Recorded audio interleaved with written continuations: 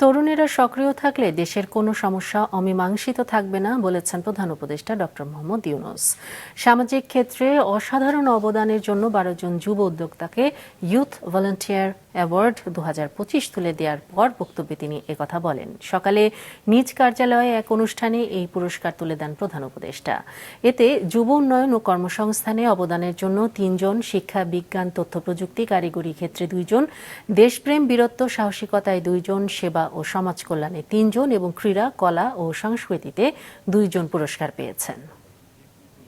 আমি যুব সমাজের প্রত্যেক সদস্যকে আহ্বান জানাই, তোমাদের মেধা, শক্তি ও সৃজনশীলতা দিয়ে সমাজের এবং দেশের উন্নয়নে ভূমিকা রাখো। আমি বিশ্বাস করি তরুণরা সক্রিয় থাকলে দেশের কোনো সমস্যা আর অমীমাংসিত থাকতে পারে না। আমরা তোমাদের নতুন নীতি, যুগান্তকারী ধারণা এবং সামাজিক পরিবর্তনের অগ্রদূত হিসেবে দেখতে চাই। তোমাদের সম্মিলিত প্রয়াসেই বাংলাদেশ একটি উন্নত, মানবিক এবং উদ্ভাবনী রাষ্ট্র হিসেবে বিশ্বে মাথা উঁচু করে দাঁড়াতে পারবে।